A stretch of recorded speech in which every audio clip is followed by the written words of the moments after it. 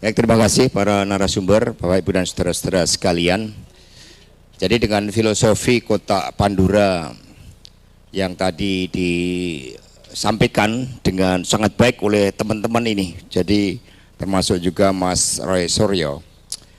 Jadi acara kita ini bukan membuka Kota Pandura, karena Kota Pandura sudah dibuka. Siapa yang membuka? Itu adalah abuse of power dari Presiden Jokowi. Itu yang membuka Kota Pandura. Nah, dalam catatan saya tadi setelah mendengar filosofi dari Mas Roy Suryo, ada 5 kotak yang sudah dibuka.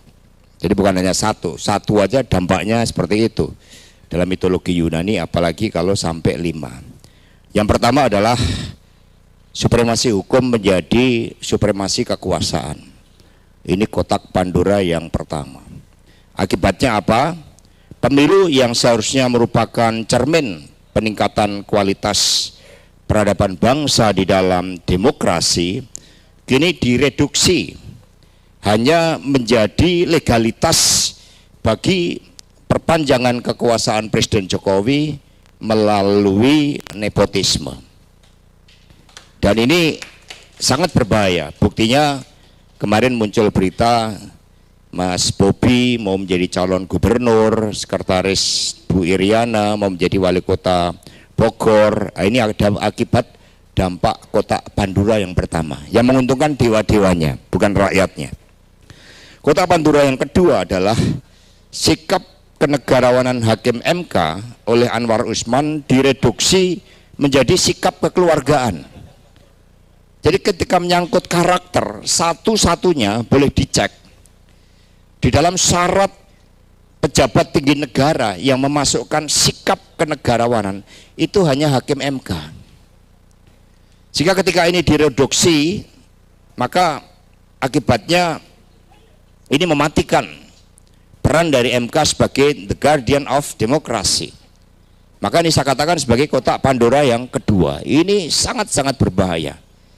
Di mana lagi kita punya benteng konstitusi, benteng demokrasi ketika oleh Anwar Usman ini dibuka, sehingga akhirnya sikap kenegarawanan menjadi sikap kekeluargaan. Ini nyata-nyata bertentangan dengan konstitusi. Lalu kota Pandora yang ketiga adalah ketika aparatur negara yang seharusnya netral ini tidak netral. Begitu banyak intimidasi itu terbuka, dan tidak mungkin itu tanpa suatu perintah yang tertinggi. Kami meluruskan bahwa PD Perjuangan ini loyal bagi bangsa dan negara. Kami cinta merah putih, kami cinta TNI dan Polri, tetapi TNI yang dipakai untuk membela kedaulatan negara kita, menjaga kekuatan perdamaian dunia, dan Polri yang menjaga supremasi hukum, bukan supremasi keluarga Pak Jokowi. Jadi itu saya masukkan kotak Pandora yang ketiga. Kalau ini dibiarkan, maka akan terjadi krisis karena bekerjanya hukum rimba tersebut. Saat ini kalau kami melakukan pengecekan dari berita-berita, begitu banyak kepala daerah yang baik yang mikir-mikir ulang. Bahkan ada yang tidak mau untuk maju menjadi kepala daerah karena apa? Karena mereka tahu bahwa abuse of power Presiden Jokowi ini telah menciptakan harga politik yang mahal.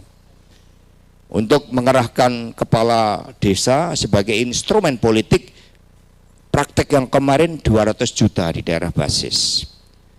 Untuk menggerakkan logistik, untuk menggerakkan dengan preferensi memilih atas money politik, sehingga demokratisasi berdasarkan kajian begitu kuat, sehingga personifikasi ini ditambah dengan kekuasaan. Berbagai kotak Pandora yang dibuka tadi ini menjadi matinya demokrasi. Sehingga banyak, karena pilihan presiden itu serasa pilihan kepala desa, maka banyak calon-calon kepala daerah, wakil kepala daerah yang akan bertarung pada November 2024 sekarang mencari cara berapa dana. Kalau kita mau jujur, anggota DPR RI kemarin dengan pertarungan money politik yang luar biasa tanpa supremasi hukum, itu rata-rata mengeluarkan dana 4, bukan pelembagaan partai, dengan kaderisasi, dengan sekolah partai, dengan melakukan kerja rutin turun ke bawah 5 tahunan, ketika pada H-7 itu bisa dirusak karena suatu proses kecurangan pemilu yang direncanakan secara masif dan sistematis tadi. Itu kotak Pandora yang ketiga. Dan ini juga akan mematikan suatu meritokrasi. Karena nggak ada lagi. Untuk menjadi pejabat negara harus mencari hubungan kekeluargaan dengan kekuasaan. Tanpa itu maka tidak akan ada. Jadi ketika sumber daya negara dikerahkan, maka hasilnya ya seperti korupsi pertambangan. Itu kan sudah dipraktekkan sebelumnya, kasus Sambo misalnya. Itu kan juga tidak terlepas dari judi online, dari dugaan ya berbagai tugas-tugas aparat penegak hukum yang seharusnya melindungi hukum, tetapi hukum dijadikan alat untuk memobilisasi kapital, dan itulah yang kemarin dipakai sumber daya negara. Maka ketika kotak Pandora yang keempat ini melalui Crazy Rich Helena Lim misalnya, itu bisa kemana-mana itu. Nah, nanti Mas Petrus bisa mengangkat itu. Jadi bagaimana kerugian negara, dan banyak yang kemarin menjelang pemilu itu namanya RKAP pertambangan itu nggak di ACC. Sebelum mereka bergerak itu rata-rata digunakan sebagai suatu desain kecurangan. Maka penggantian Pak Buas dari Dirut Bulog itu tidak terlepas dari kepentingan-kepentingan. Bayangkan testimoni dari Bu Risma, ada surat dari Kepala Badan Penanggulangan Pangan yang dana jelas 22 juta keluarga diintervensi dengan raskin 10 kilogram beras per keluarga.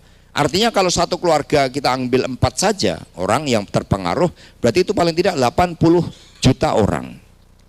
Dan ini bisa mulus dilakukan setelah Pak Buas diganti. Jangan-jangan penggantian Pak Firly itu juga dalam rangka menggunakan suatu instrumen hukum bagi kekuasaan itu. Sehingga perpaduan kotak Pandora yang ketiga dan keempat tadi itu sangat berbahaya, yaitu mobilisasi aparatur negara dan sumber daya negara menjadi tidak terbatas. Ini yang menimbulkan berbagai persoalan-persoalan tadi. Kemudian yang kelima, KPU, Bawaslu, dan lembaga survei menjadi bagian dari strategi pemenangan pemilu, termasuk Sirekap di dalamnya. Jadi Sirekap itu instrumen legalitas yang dipakai, itu muara dari 5 kotak Pandora dari kotak Pandora yang kelima tadi, ketika yang harusnya menjadi wasit jadi pemain, baik secara langsung ataupun tidak langsung. Sehingga ketika ditanya bagaimana dengan data-data server yang berada di luar negeri, langsung mengadakan konferensi pers Mas Roy Suryo tadi. Oh, enggak mungkin, padahal itu ternyata terbukti bahwa servernya berada di luar. Nah, ini peran dari Alibaba itu bagaimana secara politik, secara geopolitik. Pemilu kita tidak terlepas dari pertarungan geopolitik. 65 itu 3 juta nyawa lenyap, itu harga kekuasaan untuk mengganti kepemimpinan Bung Karno. Itu 3 juta menurut pengakuan Pak Sarwo Edi. Jadi itu harga pergantian kekuasaan. Mereka mikirnya kemarin toh 23 juta digelembungkan berdasarkan temuan dari Mas Anas ini, tidak ada artinya dengan 3 juta. Mungkin mikirnya seperti itu.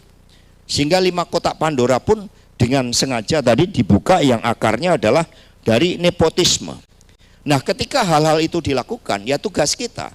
Karena kotak Pandora itu sudah dibuka, maka kekacauan. Apalagi yang buka melalui nepotisme yang menimbulkan abuse of power dari Presiden Jokowi. Ini yang harus kita hadapi bersama-sama. Kalau tidak, muncul pertanyaan mendasar, apakah ke depan akan ada pemilu?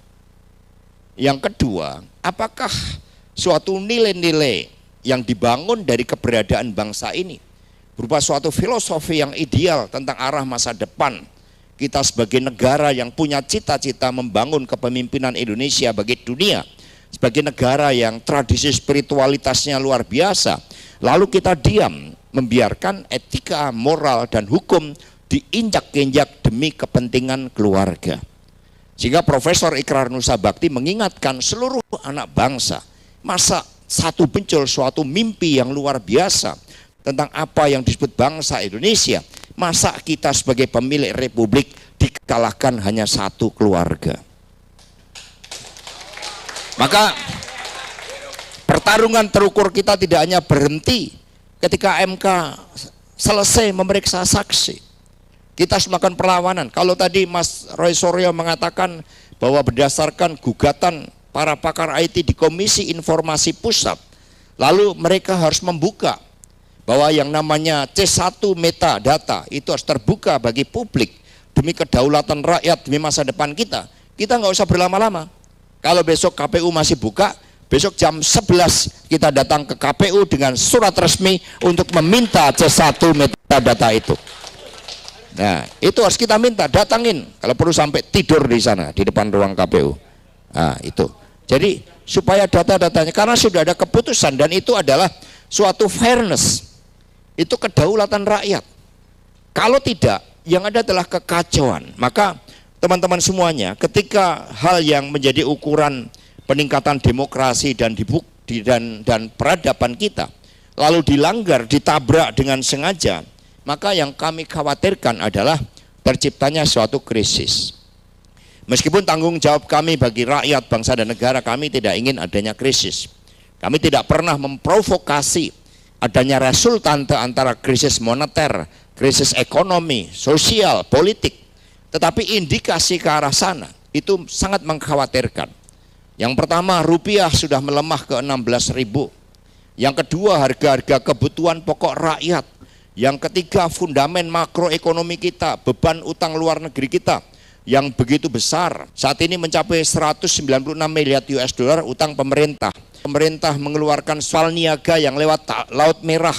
Itu sudah diserang pemberontak Houthi akibat persoalan geopolitik sebagai persoalan antara Israel dan Palestina. Sikap kita sangat jelas mendukung kemerdekaan Palestina seluas-luasnya, dan itu akan dilakukan secara luar biasa. Menurut saya pengakuan dari para menteri kemarin tidak sekedar normatif. Apa yang disampaikan Bu Menteri Keuangan bahwa social expenditure kita mencapai 497 triliun rupiah, tetapi yang dibelanjakan melalui bansos. Kami secara etik mendorong MK untuk kembali pada marwah sikap kenegarawanan, untuk mencari terobosan hukum dan berani mencatatkan dirinya sebagai betul-betul penegak dan menjadi benteng dari demokrasi Indonesia kita dengan mengabulkan gugatan pemohon 01 dan 03. Yang kedua, lembaga pengadilan termasuk atas dasar keputusan dari Komisi Informasi Pusat untuk mengambil keputusan agar C1 metadata itu dapat dilakukan audit forensik dan dinyatakan terbuka bagi publik. Ini kalau KPU benar-benar di bawah sumpahnya, ini bulan puasa, di bawah sumpahnya bahwa mereka tidak menjadi bagian dari abuse of power dari kekuasaan tadi, maka mereka harusnya tanpa diminta, kalau mereka punya hati nurani yang benar, mereka langsung mengupload C1 metadata kita bagi kepentingan publik. Itu kalau KPU berani. Maka di sini mari kita rekomendasikan dalam waktu 2 kali 24 jam sebaik KPU kita desak 02 namanya Pak Hasibuan, siapa? Otto Hasibuan. Ibu Mega siap dan saya akan dengan semangat. Mosok Pak Jokowi nggak mau jadi hadir di MK, kan kira-kira gitu kan. Nah itu bagus juga, sehingga ini akan terjadi suatu proses pendidikan politik, karena kalau tidak sesuai dengan mitologinya, kotak Pandora ketika sudah dibuka akan menciptakan suatu sisi-sisi gelap di dalam peradaban suatu bangsa. Maka kita harus bersatu untuk melawan berbagai sisi-sisi gelap kekuasaan. Terima kasih. Meriah.